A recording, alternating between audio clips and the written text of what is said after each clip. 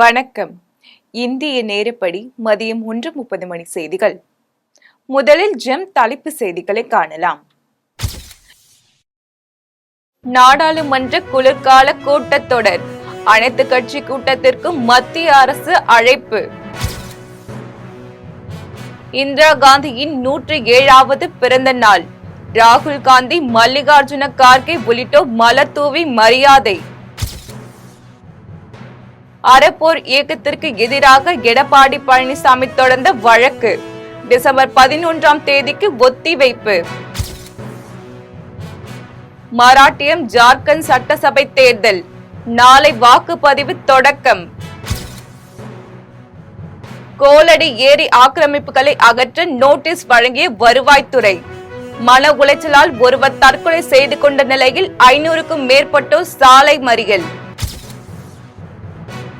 மணிப்பூரில் சவப்பெட்டி ஊர்வலம், பதற்றம் அதிகரித்துள்ளதால் கூடுதல் படைகள் குவிப்பு.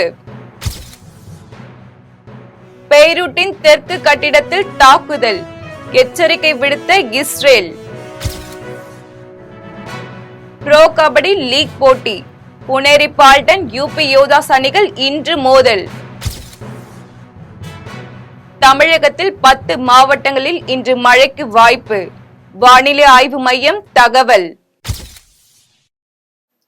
இனி விரிவான செய்திகளை காணலாம். வரும் 24ஆம் தேதி நடக்கவுள்ள அனைத்து கட்சி கூட்டத்திற்கு மத்திய அரசு அழைப்பு விடுத்துள்ளது. நாடாளுமன்ற குளிர்கால கூட்டத்தொடர் வரும் 25இல் தொடங்குகிறது. இந்த குளிர்கால கூட்டத்தொடர் வரும் டிசம்பர் 20ஆம் தேதி வரை நடைபெறும் என்று தெரிவிக்கப்பட்டுள்ளது. இந்நிலையில் நாடாளுமன்ற குளிர்கால கூட்டத்தொடரையொட்டி வரும் 24ஆம் தேதி நடக்கவுள்ள அனைத்து கட்சி கூட்டத்திற்கு மத்திய அரசு அழைப்பு விடுத்துள்ளது. அதன்படி 24ஆம் தேதி காலை 11 மணிக்கு அனைத்து கட்சி கூட்டம் நடைபெறவுள்ளது. இதில் நாடாளுமன்ற கூட்டத்தொடரை சுமூகமாக நடத்துவது குறித்து மத்திய அரசு சார்பில் கோரிக்கை வைக்கப்பட்டுள்ளது. அறப்போர் இயக்கத்திற்கு எதிராக எடப்பாடி பழனிசாமி தொடர்ந்த வழக்கு டிசம்பர் 11ஆம் தேதிக்கு ஒத்திவைக்கப்பட்டுள்ளது. அறப்போர் இயக்கத்திற்கு எதிராக எடப்பாடி பழனிசாமி தொடர்ந்த வழக்கு டிசம்பர் 11ஆம் தேதிக்கு ஒத்திவைக்கப்பட்டுள்ளது. அதிமுக ஆட்சியில் நெடுஞ்சாலைத்துறையில் ரூபாய் 692 கோடி ஊழல் நடந்துள்ளதாக கூறிய அறப்போர் இயக்கத்திடம் ரூபாய் 1.10 கோடி மான நஷ்ட ஈடு கேட்டு அதிமுக பொதுச் செயலாளர் எடப்பாடி பழனிசாமி சென்னை ஐகோர்ட்டில் வழக்கு தொடர்ந்தார். இந்த வழக்கு நீதிபதி மகாலட்சுமி முன்பு இன்று விசாரணைக்கு வந்தது. அப்போது வழக்கில் சாட்சியம் அளிக்க அதிமுக பொதுச் செயலாளர் எடப்பாடி பழனிசாமி சென்னை ஐகோர்ட் வளாகத்தில் உள்ள மாஸ்டர் நீதிமன்றத்தில் நேரில் ஆஜரானார். இதனையடுத்து எடப்பாடி பழனிசாமி தனது தரப்பில் சாட்சியம் அளித்த நிலையில் வழக்கு விசாரணையை வரும் டிசம்பர் 11ஆம் தேதிக்கு ஒத்திவைத்து நீதிபதி உத்தரவிட்டார். மராட்டியம் ஜார்க்கண்ட் சட்டசபை தேர்தலுக்கான வாக்குப்பதிவு நாளை நடைபெறவுள்ளது. 288 சட்டசபை தொகுதிகளை கொண்ட மராட்டியத்தில் நாளை ஒரே கட்டமாக வாக்குப்பதிவு நடைபெறுகிறது. தேர்தலுக்கான அனல் பறக்கும் பிரச்சாரம் நேற்று மாலையுடன் ஓய்ந்தது. மராட்டியத்தில் பாஜக, சிவசேனா, தேசியவாத காங்கிரஸ் ஆகிய கட்சிகள் அடங்கிய ஆளும் மகாயுத கூட்டணியும், காங்கிரஸ், உத்தவ் சிவசேனா, தேசியவாத காங்கிரஸ் ஆகிய எதிர்க்கட்சிகள் அடங்கிய மகா விகாஸ் அகாடி கூட்டணியும் நேருக்கு நேர் மோதுகின்றன. இந்நிலையில் 81 தொகுதிகள் கொண்ட ஜார்க்கண்ட் மாநிலத்தில் கடந்த 13ஆம் தேதி 43 தொகுதிகளுக்கு முதற்கட்ட தேர்தல் நடைபெற்றது. அங்கு இரண்டாவது கட்டமாக 38 தொகுதிகளுக்கு நாளை வாக்குப்பதிவு நடைபெறவுள்ளது. இரு மாநிலங்களும் பதிவான வாக்குகள் எண்ணும்படி வரும் 23ஆம் தேதி நடைபெறுகிறது. இந்திரா காந்தியின் பிறந்த நாளையொட்டி அவரது நினைவிடத்தில் ராகுல் காந்தி மலர் தூவி மரியாதை செலுத்தினார். முன்னாள் பிரதமர் இந்திரா காந்தியின் 107வது பிறந்த நாள் இன்று கொண்டாடப்படுகிறது.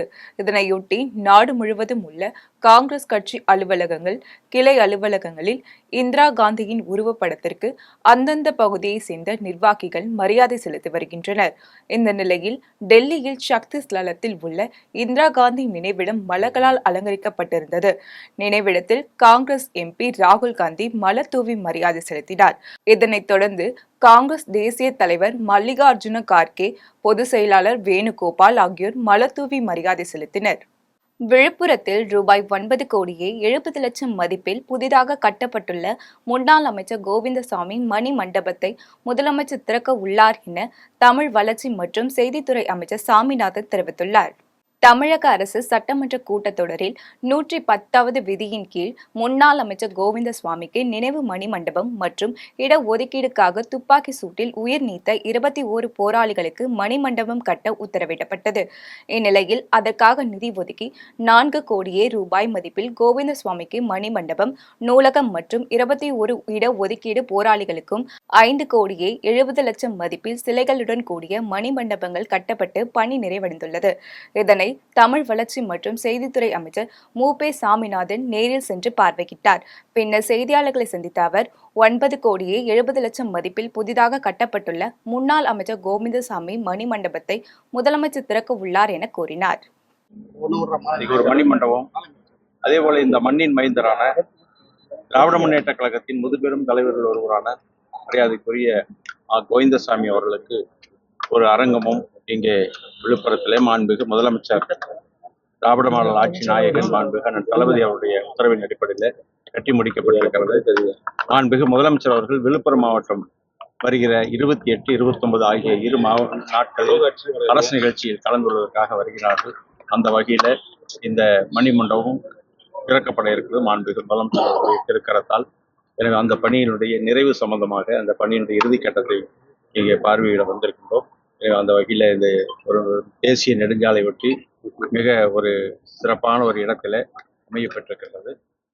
உதகையில் நடைபெற்ற அதிமுகவின் 53ஆம் ஆண்டு துவக்க விழா நிகழ்ச்சியில் முன்னாள் அமைச்சர் எஸ்.பி. வேலுமணி கலந்து கொண்டு நலத்திட்ட உதவிகளை வழங்கினார். நீலகிரி மாவட்டம் உதகை ஏடிசி பகுதியில் அதிமுகவின் 53ஆம் ஆண்டு துவக்க விழா, பொதுக்கூட்டம் மற்றும் நலத்திட்ட உதவிகள் வழங்கும் விழா நீலகிரி மாவட்ட செயலாளர் கப்பச்சி வினோத் தலைமையில் நடைபெற்றது. இக்கூட்டத்தில் அதிமுகவின் முன்னாள் அமைச்சர் எஸ்.பி. வேலுமணி கலந்து கொண்டு சிறப்புரையாற்றினார். அப்போது தமிழகத்தின் மறைந்த முன்னாள் முதல்வர் எம்.ஜி.ஆரால் அதிமுக உருவாகி 52 ஆண்டுகள் நிறைவு செய்து எடப்பாடி பழனிசாமியால் 53 ஆண்டு துவக்க விழா சிறப்பாக செயல்பட்டு வருகிறது என்று கூறினார். தொடர்ந்து பொதுமக்களுக்கு நலத்திட்ட உதவிகளை முன்னாள் அமைச்சர் வழங்கினார். இதில் பெண்களுக்கு இலவச தையல் இயந்திரம், சேலை மற்றும் இளைஞர்களுக்கு விளையாட்டு உபகரணங்கள் மற்றும் கிராமப்புறங்களில் குற்ற சம்பவங்களை தடுக்க அதிநவீன சிசிடிவி கேமராக்கள் உள்ளிட்ட வழங்கப்பட்டன. தொடர்ந்து செய்தியாளர்களை சந்தித்த அவர் இவ்வாறு தெரிவித்தார். 450 கோடியில மருத்துவக் கல்லூரி நீண்ட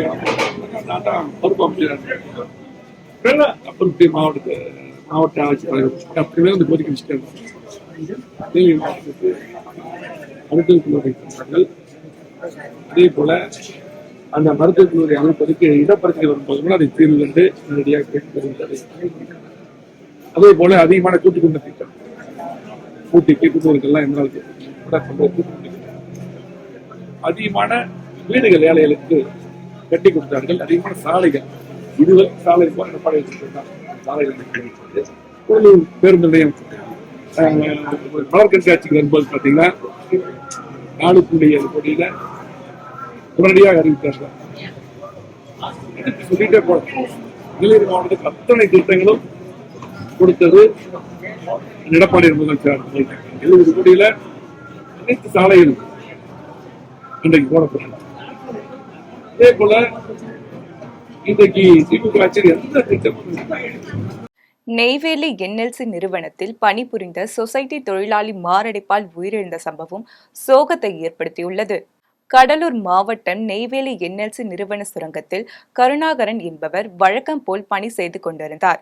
அப்போது உடன் பணியாற்றியவர்களிடம் தனக்கு நெஞ்சுவலி ஏற்பட்டதாக கூறியுள்ளார். உடனே சக தொழிலாளர்கள் அவரை ஆம்புலன்ஸ் மூலம் என்எல்சி மருத்துவமனைக்கு கொண்டு சென்றுள்ளனர். இந்நிலையில் மருத்துவமனைக்கு கொண்டு செல்லும் வழியிலேயே சொசைட்டி தொழிலாளி பரிதாபமாக உயிரிழந்தார்.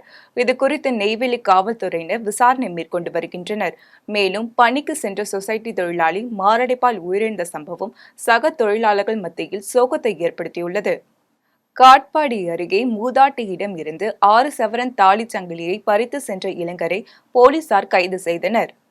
வேலூர் மாவட்டம் காட்பாடி காங்கனையில் காந்தி தெருவை சேர்ந்த ராமசாமி மீனாட்சி தம்பதி மூதாட்டி இரவு நேரத்தில் வீட்டில் தனியாக இருந்துள்ளார். அப்போது மூதாட்டி இயற்கை உபாதை கழிக்க வீட்டின் எதிர்ப்புறத்திற்கு சென்றபோது அடையாளம் தெரியாத நபர் மூதாட்டி அணிந்திருந்த 6 சவரன் தாலி சங்கிலியை பறித்துக் கொண்டு அங்கிருந்து தப்பி ஓடினார்.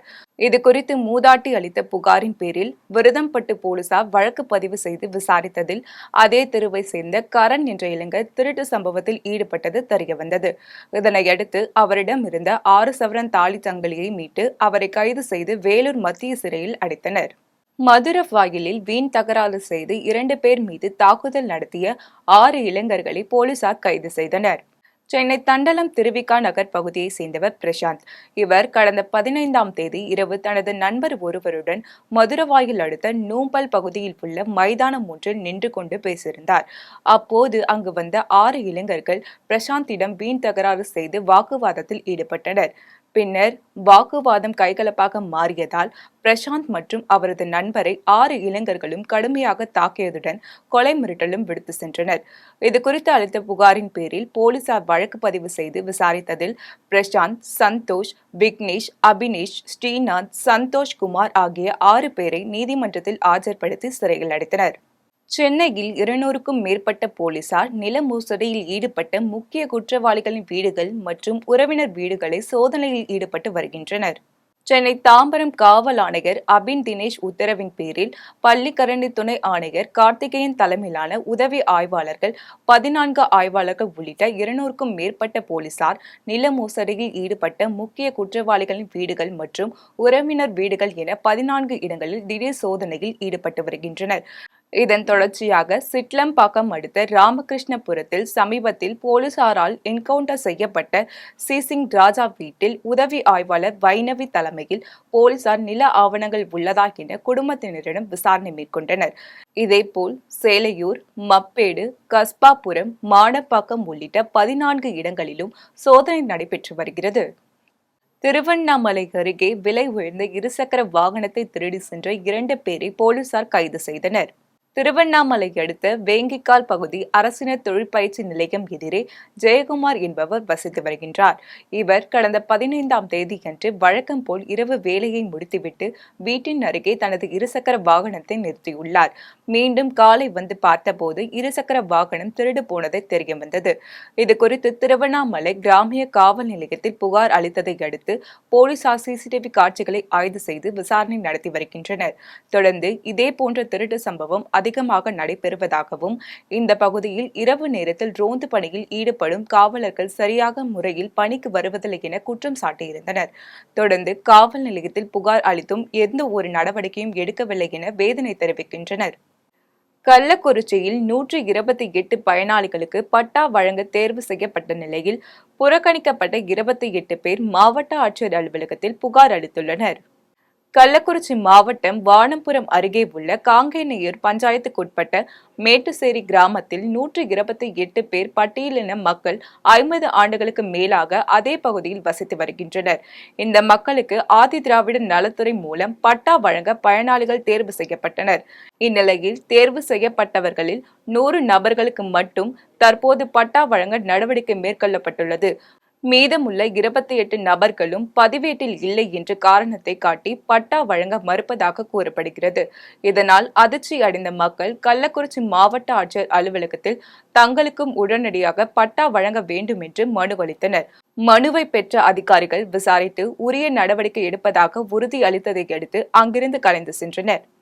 அரசு பட்டா இல்லாதவர்களுக்கு 1998ஆம் ஆண்டு இந்து ஆதி மக்களுக்காக 128 வீட்டுமனை ஒப்படை பட்டா வழங்கினாங்க. இப்போ தற்சமயம் பார்த்தோன்னா முதல்வர் அவர்கள் பட்டா வழங்குறதுக்காக ஒரு அறிவிப்பு கொடுத்துருந்தாரு. அந்த அறிவிப்பு ஏற்று நாங்கள் என்ன பண்ணோம், கிராம அலுவலர்கிட்ட நாங்கள் புகார் தெரிவித்தோம். அதன் அடிப்படையில் அவங்க ஆய்வு செய்தாங்க. ஆய்வு செய்யும்போது அந்த ஆய்வு அறிக்கையில் என்ன பண்ணாங்கன்னா 105 பேருக்கு மட்டும்தான் அங்கே பட்டா, அதாவது ஆப் வழியில் பதிவிட்டதாகவும் அவர்களுக்கு மட்டும்தான் பட்டா வழங்க முடியும் அப்படின்னு சொல்கிற சூழ்நிலை தெரிய வந்தது. அதன் அடிப்படையில் பார்த்தோன்னா 28 பேருக்கு பதிவு ஆகாதால் அந்த 28 பேர் நபர்களும் வீடு கட்டியிருக்காங்க, எல்லாமே குடும்பம் இருக்காங்க. இந்த 28 பேருக்கு அந்த கேள்விப்பட்டவொடனே எல்லாருக்குமே எங்களுக்கு அதிர்ச்சியாக இருக்குது. அதனால் அது சம்மந்தமாக மாவட்ட ஆட்சியரை சந்தித்து இன்றைக்கி புகார் கொடுத்துருக்குறோம் கிராம மக்களின் சார்பாகவும். உடனடியாக புகாரை ஏற்றுக்கொண்டு கள ஆய்வு செய்து 28 பேர் பாதிக்கப்பட்ட மக்களுக்கு அரசு வந்து தனிப்பட்டா வழங்கும்படி கேட்டுக்கொள்கிறோம். விமான நிலைய திட்டத்திற்காக கிராமத்தில் உள்ள விளைநிலங்கள் எடுக்கப்படுவதால் காஞ்சிபுரம் ஊராட்சி மன்ற துணைத் தலைவர் திவ்யா தற்கொலை செய்துள்ளார். காஞ்சிபுரம் மாவட்டம் ஏகனாபுரம் ஊராட்சியை சேர்ந்தவர் கணபதி. இவருடைய மனைவி திவ்யா ஏகனாபுரம் ஊராட்சி மன்ற துணைத் தலைவராக பணியாற்றி வந்தார். இந்நிலையில் திவ்யா சில மாதங்களாகவே தன் நண்பர்களிடம் சர்வதேச 2வது விமான நிலைய திட்டத்திற்காக நம்முடைய கிராமத்தில் உள்ள குடியிருப்புகளும் விளை நிலங்களும் எடுக்கப்பட உள்ளது எனவும் நம் கிராமமும் அத்துப்பட்டு போல வரைபடத்தில் இருந்து காணாமல் போகுமே என அடிக்கடி கூறி வந்துள்ளார். இதனால் கடும் மன உளைச்சலில் இருந்த அவர் இன்று வீட்டில் தூக்கிட்டு தற்கொலை செய்துள்ளார். இந்நிலையில் காவல்துறையினரால் கிராமத்திற்கு எந்த நல்லதும் நடைபெறவில்லை என கருதி காவல்துறையினருக்கு தகவல் தெரிவிக்காமலேயே திவ்யாவின் உடலை உறவினர்கள் அடக்கம் செய்ய முயற்சி செய்துள்ளனர். தகவல் அறிந்து சம்பவ இடத்திற்கு சென்ற சுங்குவாச்சித்திரம் காவல்துறையினர் திவ்யாவின் சடலத்தை கைப்பற்றி பிரேத பரிசோதனைக்காக ஸ்ரீபெரும்புதூர் அரசு மருத்துவமனைக்கு அனுப்பி வைத்து வழக்கு பதிவு செய்து விசாரணை மேற்கொண்டு வருகின்றனர்.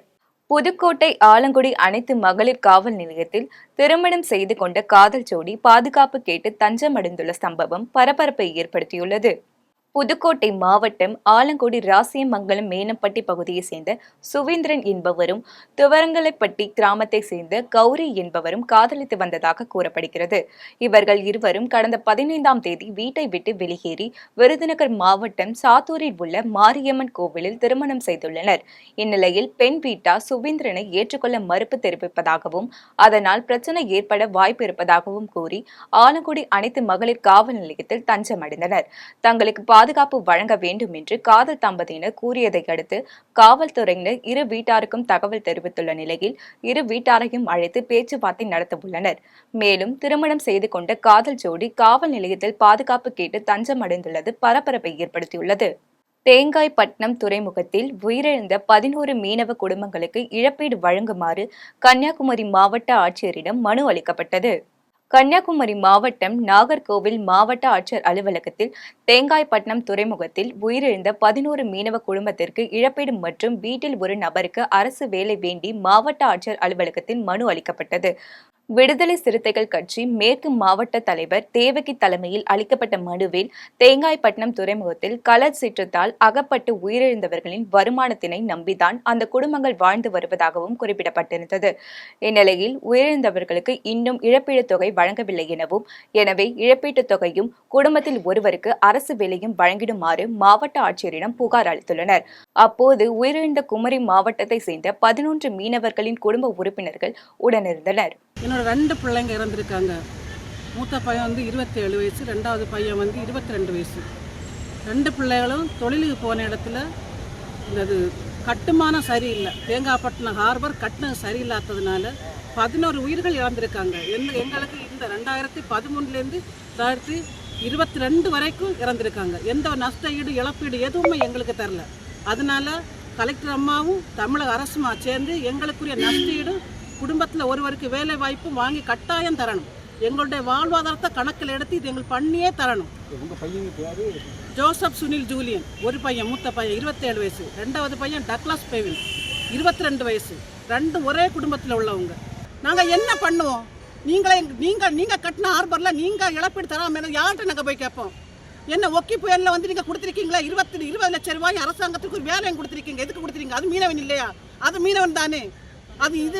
அது வந்து இயற்கை சீட்டு இந்த போர்க்கால அடிமை கொடுத்துருக்கீங்க. இது வந்து நீங்களே கட்டி எங்கள் உயிருக்கு நீங்கள் உணர வச்சிருக்கீங்க. அதுக்கு யார் பொறுப்புன்னு கேட்குறோம். நாங்கள் எங்கள் பிள்ளைகளுக்கு எங்கள் குடும்பத்தை அறுத்தி வரைக்கும் நீங்கள் நஷ்டம் வழங்கியே தீரணும். இழப்பீடு கண்டிப்பாக தந்தியே தீரணும் எங்களுக்கு. திருவள்ளூரில் மதில் சுவரை அகற்ற கோரி எம்ஜிஆர் போல் உடையணிந்து மாவட்ட ஆட்சியர் அலுவலகத்தில் ஒருவர் புகார் மனு அளித்துள்ளார். திருவள்ளூர் மாவட்ட ஆட்சியர் அலுவலகத்தில் மக்கள் குறை தீர்ப்பு கூட்டம் நடைபெற்றது. இதில் எம்ஜிஆர் மக்கள் கட்சி நிறுவன தலைவர் மற்றும் வழக்கறிஞர் விஸ்வநாதன், வேப்பம்பட்டு சத்யா, சாய்நகர் பகுதியில் வசித்து வரும் 3 குடும்பங்கள் பொதுமக்கள் பயன்பாட்டிற்குள்ள சாலையை ஆக்கிரமிப்பு செய்து போக்குவரத்துக்கு இடையூறாக சுற்றுச்சுவர் அமைத்ததால் வாகன ஓட்டிகள் மிகவும் சிரமப்படுவதாகவும் உடனடியாக கட்டப்பட்ட அந்த மதில் சுவரை அகற்ற வேண்டும் என மாவட்ட ஆட்சியர் பிரபு சங்கரிடம் புகார் மனு அளித்தார். ஒரு 1.5 அடி தள்ளி கட்டினா அப்படின்னு சொல்லிட்டு, ஆனால் ஆக்கிரமிப்பு பண்ணியிருக்காங்க எனக்கு தெரியும். இருந்தாலும் நான் ஒரு பிரச்சனை வரக்கூடாதுன்றதுக்காக கொஞ்சம் வளர்ச்சி கட்டினவில்லை. நீ 5000 கொடுத்தானாக்கா நான் இதை வளர்ச்சி கட்டுறேன் அப்படின்னு சொல்கிறாங்க, இப்படியெல்லாம் சொல்கிறாங்க. ஸோ அதனால் இது வேலைக்கு ஆகாதுன்னு சொல்லிட்டு அங்கே ஊராட்சி மன்றத்து வந்து ஆளுங்கட்சியாக இருக்கிறதுனால அவங்க 89 ஊராட்சி மன்ற தலைவர் வந்து ராஜேஸ்வரி, அவங்க வீட்டுக்காரர் தான் சேகர், அவங்களுக்கு சொந்த பந்தங்களை என்ன பண்ணுறாங்க அந்த இடத்த ஆக்கிரமிப்பு வச்சுக்கின்னு அது நல்லா பண்ணிகிட்டு இருக்கிறாங்க. அவங்க கேட்டாக்கா வந்து என்ன சொல்கிறாங்க, அப்புறம் இது கேட்டால் தீர்வு காண முடியாதுன்னு சொல்லிட்டு நான் கலெக்டருக்கு பர்சனலாக ஒரு லெட்டர், என்னோட லெட்டர் பேரில் கட்சி லெட்டர் பேரில் அனுப்புனேன். இது மாதிரி இந்த இடத்துல தெருவு வந்து ரோடு இப்போ இடைஞ்சலாக இருக்குது, பொதுமக்களுக்கு இடைஞ்சலாக இருக்குது, இதை கொஞ்சம் நேரடியாக வந்து கலெக்டர் ஆய்வு பண்ணணும்னு சொல்லிட்டு லெட்ரு எழுதி கவர் மேலேயே டிஓ லெட்டர்னு போட்டு, ஏன்னா நிர்வாகம் தெரிஞ்சவன் நான், டிஓ லெட்டர்னு போட்டு இது மாதிரி வந்து கலெக்டர் பிரபு ஐஏஎஸ் அவர்கள் இந்த இடத்த வந்து நேரடியாக ஆய்வு செய்து இது பண்ணணுன்ட்டு அதுக்கு ஒரு வாரத்துக்கு முன்னாடி லெட்டர் அனுப்புறதுக்கு முன்னாடி மதுரை கோர்ட்டு சொல்லியிருக்குது. இந்த மாதிரி ரோடு ஆக்கிரமிப்பு தான் ஆக்கிரமிப்பு பண்ணியிருந்தா அதை கலெக்டரோ இல்லை வந்து டிஆர்ஓ தான் போய் அதை பார்க்கணுன்றது அது சட்டமே போட்டிருக்கிறாங்க. அவங்க உச்சநீதிமன்றம் உயர்நீதிமன்றமே சொல்லியிருக்கு மதுரை. தேனியில் பூட்டியிருந்த கடைகளை உடைத்து 1,77,000 பணத்தை திருடி சென்ற மர்ம நபர்களை போலீசார் தேடி வருகின்றனர். தேனி மாவட்டம் உத்தமபாளையத்தில் தனியாருக்கு சொந்தமான எலக்ட்ரானிக்கல்ஸ் கடையில் மர்ம நபர்கள் இரவில் பூட்டை உடைத்து கடையில் உள்ள பொருட்கள் மற்றும் 1,77,000 பணத்தையும் திருடி சென்றனர். மேலும் பூக்கடை, தெருவில் உள்ள பூக்கடைகள், பலசர கடைகள், விறகு கடை, சிமெண்ட் கடை என பல கடைகளில் பூட்டை உடைத்து அதில் உள்ள பொருட்களையும் திருடி சென்றுள்ளனர். இதுகுறித்து தகவல் அறிந்த உத்தமபாளைய காவல் துணை கண்காணிப்பாளர் செங்குட்டுவேலன் சம்பவ இடத்திற்கு நேரில் சென்று வழக்கு பதிவு செய்து பார்வையிட்டார். இச்சம்பவம் அப்பகுதியில் பெரும் அச்சத்தையும் பரபரப்பையும் ஏற்படுத்தியுள்ளது. உளுந்தூர்பேட்டையில் தமிழ்நாடு இயல், இசை, நாடக கலை நிகழ்ச்சியை சட்டமன்ற உறுப்பினர் துவங்கி வைத்தார். கள்ளக்குறிச்சி மாவட்டம் உளுந்தூர்பேட்டையில் உள்ள தனியார் திருமண மண்டபத்தில் தமிழ்நாடு இயல், இசை, நாடக மன்ற கலை பண்பாட்டு இயக்கம் தமிழ் நாடக தந்தை சங்கரதாஸ் சுவாமிகளின் 102வது நினைவு நாடக விழா நடைபெற்றது. நிகழ்ச்சியில் சட்டமன்ற உறுப்பினர் மணிகண்ணன் குத்துவிளக்கு ஏற்றி வைத்து கலை நிகழ்ச்சிகளை தொடங்கி வைத்தார். மேலும் இந்த நிகழ்ச்சியில் நகரமன்ற தலைவர் திருநாவுக்கரசு, முனைவர் தொல்காப்பியன், நகரமன்ற உறுப்பினர்கள் கலாசுந்தரமூர்த்தி, செல்வகுமாரி, ரமேஷ், பாபு மற்றும் நாடக கலைஞர்கள் துரைமுருகன், பாரதி உள்ளிட்டோர் பலர் கலந்து கொண்டனர். கடலூரில் சாலை வசதி அமைத்து தரக்கோரி அப்பகுதி மக்கள் ஒன்று திரண்டு வருவாய் கோட்டாட்சியரிடம் மனு அளித்தனர். கடலூர் மாவட்டம் விருதாச்சலம் அருகே எருமனூர் கிராமத்தில் 100க்கும் மேற்பட்ட குடும்பங்கள் வசித்து வருகின்றனர். இந்நிலையில் அப்பகுதியில் சாலை, குடிநீர், மின்சாரம் உள்ளிட்ட வசதிகள் அமைத்து தரக்கோரி அதிகாரிகளிடம் மனு அளித்தனர். இதனைத் தொடர்ந்து சம்பந்தப்பட்ட அதிகாரிகள் குடிநீர், மின்சாரம் ஆகிய வசதிகள் மற்றும் அமைத்து தந்தனர். இந்நிலையில் அப்பகுதியில் சரியான சாலை வசதி வேண்டி பல முறை சம்பந்தப்பட்ட அதிகாரிகளிடம் மனு அளித்தும் எவ்வித நடவடிக்கையும் எடுக்காததால் அப்பகுதி மக்கள் சிரமத்துக்குள்ளாகினர். இதுகுறித்து வருவாய் கோட்டாட்சியர் சையத் மெகமூத், ஒன்றிய வளர்ச்சி அதிகாரி, ஊரக வளர்ச்சி அதிகாரி ஆகியோரிடம் கிராம மக்கள் ஒன்று திரண்டு மனு அளித்தனர். திருவாரூரில் சாலை அமைத்து தரக்கோரி அப்பகுதி மக்கள் சாலையில் நாத்து நடும் நூதன போராட்டத்தில் ஈடுபட்டனர். திருவாரூர் மாவட்டம் திருத்துறைப்பூண்டி வட்டம் குருமல் ஊராட்சி கலைத்தோப்பு கிராமத்தில் சுமார் 20க்கும் மேற்பட்ட குடும்பங்கள் வசித்து வருகின்றனர். அப்பகுதியில் சாலை சுமார் 10 ஆண்டுகளுக்கு மேலாக அமைத்து தராததால் பலமுறை சாலையை அமைத்து தர வேண்டும் என அப்பகுதி மக்கள் கோரிக்கை விடுத்தனர். இந்நிலையில் எவ்வித நடவடிக்கையும் மேற்கொள்ளாத ஊராட்சி நிர்வாகத்தை கண்டித்து அப்பகுதி மக்கள் சாலையில் நாத்து நடும் நூதன போராட்டத்தில் ஈடுபட்டனர். இதனையொட்டி குருமல் காளியம்மன் கோவில் தெருப்பகுதியில் 3 லட்சம் மதிப்பீட்டில் 200 மீட்டர் தொலைவிற்கு ஃபேவர் பிளாக் சாலை ஊராட்சி நிர்வாகத்தின் சார்பில் அமைக்கப்பட்டதற்கு ஊராட்சி மக்கள் சார்பிலும் கட்டளை தோப்பு பொதுமக்கள் சார்பிலும் எதிர்ப்பை வெளிப்படுத்தினர். கட்டளத்தோப்புலாம் குடியிருந்துட்டு இருக்கேன். 2013 போட்ட ரோடு இந்த ரோட்டை இப்போ வந்து நான் ஒரு 2 வருஷம் முன்னே சுத்தமாக பைப் லைன் பொறுத்து விட்டு உடச்சி வீணாக்கிட்டாங்க. 2 பக்கம் மண்ணை கொட்டது, நடுவில் உடைச்சதுனால போகும் நடக்க முடியல. எனக்கு வயசாயிடுச்சு. வயசாயினா என்ன நடக்க முடியறதுனால இந்த இடத்துல ஒரு ஸ்ட்ரீட் லைட் இருக்கு மேலே, அந்த ஸ்ட்ரீட் லைட்டை போட்டு 5 மாசமா சொல்லிட்டு இருக்கேன். பைப் லைன் ஸ்ட்ரீட் லைட் போட்டாச்சு, இப்போ கொடுத்துட்டேன், லைன்மெண்ட்டை கொடுத்துருக்காங்க. கிளார்க்கு ஃபோன் பண்ணி லைட்டு போட்டாச்சான்னு நைட்டு 9 மணி ஃபோன் பண்ணி கேட்குறாங்க. இது வரைக்கும் எந்த லைட்டும் போடலை. மறுபடியும் ஃபோன் பண்ணி எடுத்து சொன்னால் நீங்கள் போட மாட்டீங்க, அடுத்த பிரச்சனை தான் போடுவாங்கன்னு நான் சொன்னேன். ஆனால் இன்ன வரைக்கும் இந்த எங்களை திரும்பி கூட பார்க்கலவங்க. எனக்கு வயசானதான் எனக்கு ரொம்ப சிரமமாக இருக்கு எனக்கு. பன்ருட்டியில் சத்துணவு மற்றும் அங்கன்வாடி ஓய்வூதிய சங்கத்தினர் சார்பில் கவன ஈர்ப்பு ஆர்ப்பாட்டம் நடைபெற்றது. கடலூர் மாவட்டம் பண்ருட்டியில் தமிழ்நாடு சத்துணவு மற்றும் அங்கன்வாடி ஓய்வூதிய சங்கம் சார்பில் மாநிலம் தழுவிய தமிழக முதல்வரின் கவன ஈர்ப்பு போராட்டம் சத்துணவு மற்றும் அங்கன்வாடி ஓய்வூதிய சங்கம் மாவட்ட துணைத் தலைவர் நடராஜன் தலைமையில் நடைபெற்றது. ஆர்ப்பாட்டத்தில் குறைந்தபட்ச ஓய்வூதியம் 6,750 அகவிலைப்படியும் குடும்ப ஓய்வூதியமாக வழங்கி தேர்தலுக்கான வாக்குறுதியை நிறைவேற்ற வேண்டும். மேலும் ஈமச்சடங்கு தொகை 25,000 மற்றும் இலவச மருத்துவ காப்பீடு உடனடியாக அரசினை வெளியிட வேண்டும் உள்ளிட்ட கோரிக்கைகளை வலியுறுத்தி கவன ஈர்ப்பு கண்டன ஆர்ப்பாட்டம் நடைபெற்றது. இதில் 50க்கும் மேற்பட்டோர் கலந்து கொண்டனர். சீர்காழி அருகே சுவேதாரணேஸ்வர சுவாமி கோவிலில் 1008 சங்காபிஷேகம் சிறப்பாக நடைபெற்றது. மயிலாடுதுறை மாவட்டம் சீர்காழி அடுத்த திருவெண்காட்டில் பிரம்ம வித்யாம்பிகை உடனாகிய சுவேதாரணேஸ்வர சுவாமி கோவில் அமைந்துள்ளது. இக்கோவிலில் கார்த்திகை மாத சோமவாரத்தையொட்டி 1008 சங்காபிஷேகம் நடைபெற்றது. முன்னதாக புனித நீர் நிரப்பப்பட்ட சங்குகள் நெல்லின் மீது வைக்கப்பட்டு சிறப்பு பூஜைகள், வழிபாடு மற்றும் தீபாராதனை காண்பிக்கப்பட்டது. தொடர்ந்து சங்குகளில் நிரப்பப்பட்ட புனித நீரால் மூலவர் சுவேதாரணேஸ்வர சுவாமிக்கு சிறப்பு அபிஷேகம் செய்யப்பட்டது. இதில் திரளான பக்தர்கள் பங்கேற்று சுவாமி தரிசனம் செய்தனர். மதுராந்தகம் அருகே அஞ்சுரம்மன் திருக்கோவிலில் வருஷாபிஷேக விழா வெகு விமரிசையாக நடைபெற்றது. செங்கல்பட்டு மாவட்டம் மதுராந்தகம் அடுத்த சோத்துப்பாக்கம் கிராமத்தில் அஞ்சுரம்மன் திருக்கோவில் அமைந்துள்ளது. இந்த கோவிலில் கும்பாபிஷேகம் முடிந்து 1 வருடம் நிறைவையொட்டி மங்கள இசை, விக்னேஸ்வர பூஜை, வருஷாபிஷேக விழா நடைபெற்றது. அஞ்சுரம்மன் அம்மன் மஞ்சள் காப்பு மற்றும் சந்தன காப்பு அலங்காரத்தில் பக்தர்களுக்கு அருள் பாலித்தார். விழாவில் கலந்து கொண்ட பக்தர்களுக்கு அன்னதானம் வழங்கப்பட்டது. இனி வருவது விளையாட்டு செய்திகள்.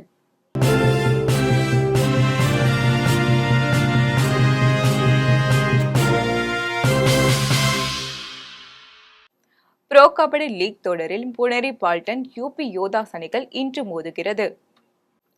11வது ப்ரோ கபடி லீக் தொடர் கடந்த அக்டோபர் 18ஆம் தேதி ஐதராபாத்தில் தொடங்கியது. இந்த தொடரின் முதற்கட்ட லீக் ஆட்டங்கள் ஐதராபாத்தில் நடந்து முடிந்தன. இதனையடுத்து தொடரின் 2வது கட்ட லீக் ஆட்டங்கள் நொய்டாவில் நடைபெற வருகின்றன. இந்நிலையில் இந்த தொடரில் இன்று 2 லீக் ஆட்டங்கள் நடைபெறுகின்றன. அதில் இரவு 8 மணிக்கு தொடங்கும் முதல் ஆட்டத்தில் புனேரி பால்டன், யூபி யோதாஸ் அணிகள் மோத உள்ளன. தொடர்ந்து இரவு 9 மணிக்கு தொடங்கும் 2வது ஆட்டத்தில் பாட்னா பைரேட்ஸ், பெங்களூரு புல்ஸ் அணிகள் மோத உள்ளனர். இந்த தொடரில் இதுவரை நடந்துள்ள லீக் ஆட்டங்களின் முடிவில் புள்ளி பட்டியலில் புனேரி பால்டன் 4வது இடத்திலும், பாட்னா பைரேட்ஸ் 5வது இடத்திலும், யூபி யோதாஸ் 9வது இடத்திலும், பெங்களூரு புல்ஸ் 11வது இடத்திலும் உள்ளன. இலங்கை நியூசிலாந்து இடையிலான 3வது மற்றும் கடைசி ஒருநாள் போட்டி இன்று நடைபெறவுள்ளது. நியூசிலாந்து கிரிக்கெட் அணி இலங்கையில் சுற்றுப்பயணம் மேற்கொண்டு 2 போட்டிகள் கொண்ட T20 மற்றும் 3வது போட்டிகள் கொண்ட ஒருநாள் தொடர்களில் விளையாடி வருகிறது. இதில் முதலில் நடைபெற்ற T20 தொடர் 1-1 என்ற கணக்கில் சமனில் முடிவடைந்தது. இதனையடுத்து இவ்விரு அணிகளுக்கு இடையே ஒருநாள் தொடர் நடைபெற்று வருகிறது. இதில் முதல் 2 ஆட்டங்களில் இலங்கை வெற்றி பெற்று தொடரை ஏற்கனவே கைப்பற்றிவிட்டது. இந்நிலையில் இரு அணிகளுக்கும் இடையிலான 3வது மற்றும் கடைசி ஒருநாள் போட்டி இன்று நடைபெறவுள்ளது. இந்த ஆட்டமானது இந்திய நேரப்படி மதியம் 2:30 மணிக்கு தொடங்குகிறது. இனி வருவது வானிலை செய்திகள்.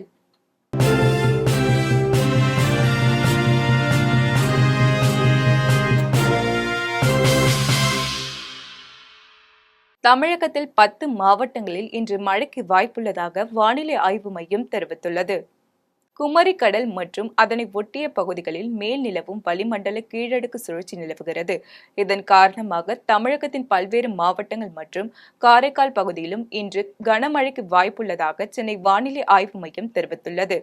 இந்நிலையில் தமிழகத்தில் மயிலாடுதுறை, தஞ்சை, நாகை, திருவாரூர், சிவகங்கை, ராமநாதபுரம், புதுக்கோட்டை, கன்னியாகுமரி, நெல்லை, தூத்துக்குடி ஆகிய 10 மாவட்டங்களில் மழைக்கு வாய்ப்புள்ளதாக சென்னை வானிலை ஆய்வு மையம் தெரிவித்துள்ளது. மீண்டும் ஜெம் தலைப்பு செய்திகள். நாடாளுமன்ற குளிர்கால கூட்டத்தொடர், அனைத்து கட்சி கூட்டத்திற்கு மத்திய அரசு அழைப்பு. இந்திரா காந்தியின் 107வது பிறந்த நாள், ராகுல் காந்தி, மல்லிகார்ஜுன கார்கே உள்ளிட்டோர் மலர் தூவி மரியாதை. அறப்போர் இயக்கத்திற்கு எதிராக எடப்பாடி பழனிசாமி தொடர்ந்த வழக்கு டிசம்பர் 11ஆம் தேதிக்கு ஒத்திவைப்பு. மராட்டியம் ஜார்க்கண்ட் சட்டசபை தேர்தல் நாளை வாக்குப்பதிவு தொடக்கம். கோலடி ஏரி ஆக்கிரமிப்புகளை அகற்ற நோட்டீஸ் வழங்கிய வருவாய்த்துறை. மன உளைச்சலால் ஒருவர் தற்கொலை செய்து கொண்ட நிலையில் 500க்கும் மேற்பட்டோர் சாலை மறியல். மணிப்பூரில் சவப்பெட்டி ஊர்வலம், பதற்றம் அதிகரித்துள்ளதால் கூடுதல் படைகள் குவிப்பு. பெய்ரூட்டின் தெற்கு கட்டிடத்தில் தாக்குதல், எச்சரிக்கை விடுத்த இஸ்ரேல். ப்ரோ கபடி லீக் போட்டி, புனேரி பால்டன் யூபி யோதாஸ் அணிகள் இன்று மோதல். தமிழகத்தில் 10 மாவட்டங்களில் இன்று மழைக்கு வாய்ப்பு, வானிலை ஆய்வு மையம் தகவல்.